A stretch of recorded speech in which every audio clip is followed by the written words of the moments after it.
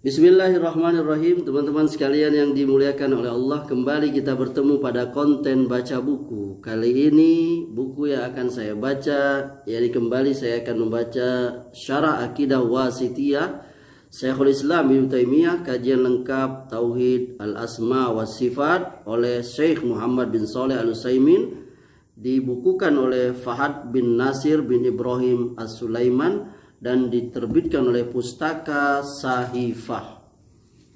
Buku ini adalah buku terjemahan yang judul aslinya adalah Syarah Aqidah Wasithiyah. Kemudian diterjemahkan oleh Izzuddin Karimi LC, dan yang saya miliki ini adalah cetakan pertama Zulhijjah 1428 Hijriah atau Januari 2008 Masehi.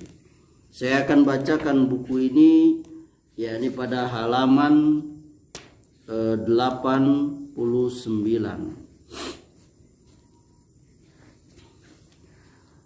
Akidah Ahlussunnah wal Jamaah bebas dari unsur tahrif atau penyelewengan dalil dan taktil atau pengingkaran makna dalil. Dari sini kita mengetahui kedustaan sekaligus kesesatan orang yang berkata bahwa metode salaf dalam asma dan sifat adalah tafwid. Jika mereka mengatakan itu karena mereka tidak mengetahui metode salaf, maka mereka tersesat. Jika mereka mengatakan itu dengan sengaja, maka mereka telah berdusta. Atau kita katakan bahwa mereka telah berdusta pada kedua kemungkinan di atas menurut bahasa penduduk Hijaz. Karena dusta menurut orang-orang Hijaz berarti salah dan keliru. Yang jelas, orang-orang yang mengatakan bahwa metode Ahlussunnah wal Jamaah adalah tafwid merupakan kesalahan yang tak ada keraguan. Karena Ahlussunnah wal Jamaah menetapkan makna dan menyerahkan cara dan bentuk sebenarnya kepada Allah. Hendaknya diketahui bahwa pendapat tafwid seperti yang dikatakan Syekhul Islam Ibnu Taimiyah termasuk pendapat ahli bid'ah dan orang-orang mulhid atau ateis yang paling buruk. Manakala seseorang mendengar pendapat tafwid, dia berkata, ini adalah pendapat yang baik, lebih selamat daripada mereka dan mereka. Aku tidak mengikuti pendapat salaf dan tidak pula pendapat ahli takwil. Aku mengambil jalan tengah dan aku selamat dari semua itu. Dan aku katakan bahwa Allah lebih mengetahui dan kita tidak mengetahui maknanya. Akan tetapi Syekhul Islam menyatakan bahwa pendapat tafwid seperti ini termasuk pendapat yang paling buruk dari ahli bid'ah dan orang-orang mulhid. Syekhul Islam benar, karena jika Anda merenungkan pendapat ahli tafwid, maka Anda mendapatkan bahwa itu mendustakan Al-Quran, menganggap Rasulullah SAW bodoh dan membuka peluang bagi ilmu filsafat. Mendustakan Al-Quran karena Allah Ta'ala berfirman, wa nazzalna 'alaikal kitaba tibyanan likulli syai', dan kami turunkan kepadamu Alkitab yakni Al-Quran untuk menjelaskan segala sesuatu. An-Nahl ayat 89. Penjelasan apakah yang menggunakan kata-kata yang artinya tidak diketahui, padahal ia termasuk yang tercantum di dalam Al-Quran, dan yang paling banyak tercantum di dalamnya adalah nama-nama dan sifat-sifat Allah.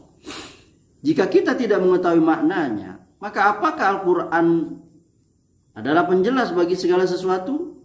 Dibadakkan penjelasan yang dimaksud. Ahli tafwid berkata, sesungguhnya Rasulullah SAW tidak mengetahui makna-makna Al-Quran yang terkait dengan nama dan sifat Allah. Jika Rasulullah SAW tidak mengetahui, maka lebih-lebih yang lain. Lebih aneh dari itu adalah bahwa mereka berkata Rasulullah SAW berbicara tentang sifat-sifat Allah tanpa mengetahui maknanya. Dia bersabda, Rabbunallah allazi fis sama', Tuhan kami Allah yang ada di langit. Jika beliau ditanya tentangnya, maka beliau menjawab, aku tidak tahu. Begitu pula sabdanya, Yunazzilu Rabbuna ila sama'id dunya, yanzilu Rabbuna ila sama'id dunya.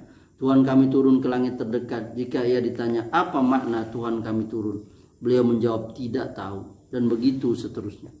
Adakah pelecehan terhadap Rasulullah yang lebih berat daripada ini? Jelas ini termasuk pelecehan yang paling besar. Seorang Rasul dari sisi Allah diutus untuk menjelaskan kepada manusia, sedangkan dia sendiri tidak mengetahui makna ayat-ayat dan hadis-hadis tentang sifat. Akankah dia sendiri yang tidak mengetahui makna ayat-ayat dan hadis-hadis tentang sifat-sifat Allah akan berbicara dengan ucapan yang dia sendiri tidak mengerti makna semua itu? Inilah dua sisi terburuk tersebut, mendustakan Al-Quran dan menganggap bodoh Rasulullah Sallallahu Alaihi Wasallam. Sisi ketiga adalah memberi peluang kepada orang-orang zindik yang menyombongkan diri di hadapan ahli tafwid. Orang-orang zindik tersebut berkata kepada ahli tafwid, "Kalian tidak mengetahui apapun, kamilah yang mengetahui." Lalu mereka mulai menafsirkan Al-Quran dengan apa yang tidak diinginkan Allah.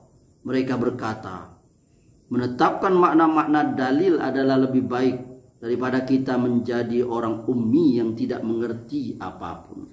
Lalu mereka mulai berbicara tentang makna kalam dan sifat Allah sesuka hati mereka. Ahli tafwid sendiri tidak mampu membantah apapun karena mereka berkata, kami tidak mengetahui apa yang diinginkan Allah. Jadi bisa saja apa yang kalian katakan itu adalah makna yang diinginkan oleh Allah. Dengan itu ahli tafwid telah membuka pintu keburukan yang besar. Oleh karena itu muncul slogan dusta yang mengatakan metode salaf lebih selamat dan metode khalaf lebih ilmiah dan lebih bijak. Syekhul Islam berkata, slogan ini dilontarkan oleh sebagian orang dungu. Benar, hanya orang dungulah yang mengucapkannya. Slogan di atas termasuk paling dusta dari segi ucapan dan konsekuensinya. Metode salaf lebih selamat dan metode khalaf lebih ilmiah dan lebih bijak. Bagaimana yang terakhir lebih ilmiah dan lebih bijak, sementara yang pertama lebih selamat? Padahal selamanya tidak ada keselamatan tanpa ilmu dan hikmah. Orang yang tidak mengetahui jalan, tidak mungkin dia selamat. Karena dia tidak mengetahui. Kalau dia memiliki ilmu dan hikmah, niscaya dia selamat. Jadi tiada keselamatan kecuali dengan ilmu dan hikmah. Kalau Anda berkata, sesungguhnya metode salaf lebih selamat, maka seharusnya kamu pun mengatakan sekaligus lebih ilmiah dan lebih bijak. Karena jika tidak, maka ucapan Anda kontradiktif. Jadi slogan yang benar adalah metode salaf lebih selamat, lebih ilmiah dan lebih bijak. Semoga bermanfaat.